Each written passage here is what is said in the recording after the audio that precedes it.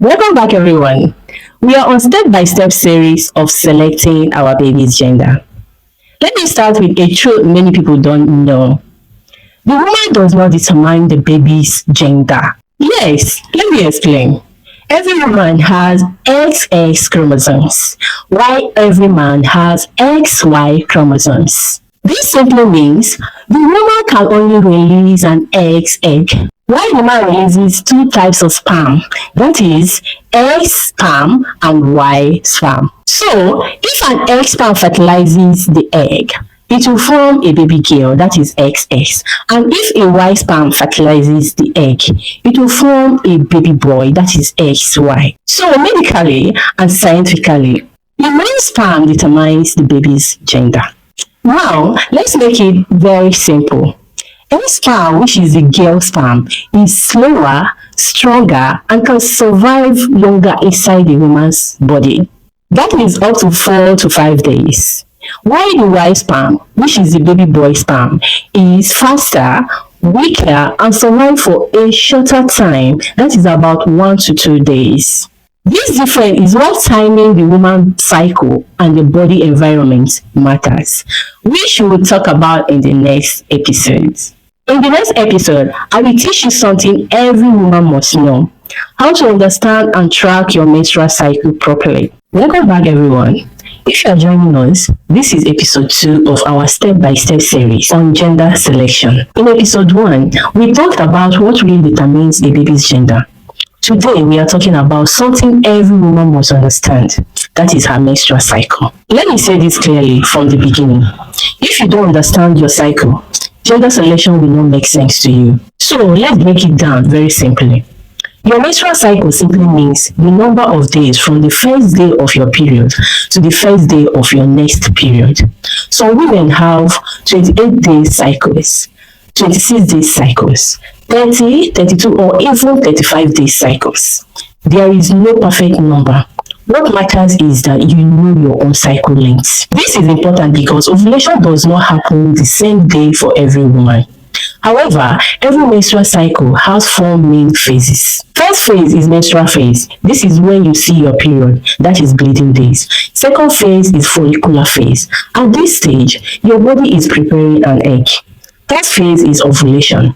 This is the most important phase, and this is when the egg is released. Fourth phase is luteal phase. This is the waiting period after ovulation. For pregnancy and especially gender selection, ovulation is the key day. What is ovulation and why is it important? Ovulation is the day your ovary releases an egg. This egg lives for about 24 hours. If sperm meets the egg during this time, pregnancy can happen. If there is no sperm, the egg dies and pregnancy will not occur. That is when you see your menses. That is why knowing when you ovulate and knowing your fertile window is very important. So what is fertile window? The fertile window is the time when pregnancy can happen. It includes about 5 days before ovulation and the day of ovulation. And why is it like that? It is like that because sperm can stay alive inside a woman's body for some days.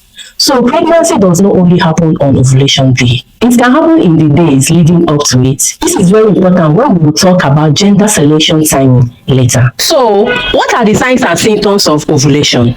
Stay tuned for the continuation of this episode. How can a woman know she's ovulating? Some signs of ovulation include clear, stretchy discharge like egg white, mild lower abdominal pain, increased sex urge, breast tenderness in some women. You can also use ovulation test strip, ovulation tracking apps, doctor-guided ultrasound tracking to check your ovulation. Understanding your cycle matters for gender selection. Remember what we said in episode 1. X sperm lives longer but is slower, while Y sperm is faster but doesn't live long. Therefore, if you don't know your ovulation day and your fertile window, then you cannot apply any timing method correctly. That is why gender selection always starts with knowing your body. Important truth every woman should know is that not every woman ovulates regularly. Stress, illness, hormone and lifestyle can affect ovulation. That is why some women try for months without success. This series will help you understand your body better and not to blame yourself. In the next episode, we will talk about something very important for couples. That is, the test couples should do before trying gender selection or pregnancy. If you are learning something from this series, kindly comment episode 3. Hello everyone, welcome back. My name is Imelda. This is episode 3 of our well-edited step-by-step guide to selecting your baby's gender. In episode 1, we talked about what determines a baby's gender. In episode 2, we talked about understanding your menstrual cycle. Today, we are talking about something very important. That is the basic test couples should do before trying for pregnancy or gender selection. Let me say this clearly. If the body is not ready, no method will work well, no matter how accurate it sounds. Why are tests very important? Many couples try for months or even years without success, not because methods don't work, but because there is an underlying issue they don't know about. These tests are not to scare you, they are to help you understand your body better and plan wisely. Therefore, the tests women should do are: number 1, ovulation check. This helps confirm if you are actually releasing an egg every month. You can check ovulation by ovulation test strip, blood test, ultrasound scan. If there is no ovulation, pregnancy cannot happen. Number 2 is hormonal test. Hormones control your cycle and ovulation. If hormones are not balanced, it can affect ovulation, it can affect timing and fertility. Number 3 is pelvic scan. This checks the womb, the ovaries, and also check whether there is fibroid or cyst. This helps confirm if the womb is healthy. So let's talk about tests the man should do. A man can do semen analysis. This helps to check sperm count, movement of sperm. Remember what we discussed in episode 1. The man's sperm determines the baby's gender. So this test is very important. From this, let's move over to the test both partners can do. Number 1 of it is infection screening. Some infections do not show symptoms but can affect pregnancy. Number 2 is blood group and genotype. This helps with planning a healthy pregnancy very well. Number 3 on my list is general health check like blood pressure, blood sugar, and body weight. Then, if you are into lifestyle habits like smoking, alcohol, and stress, please stop it. These things affect fertility more than many people realize.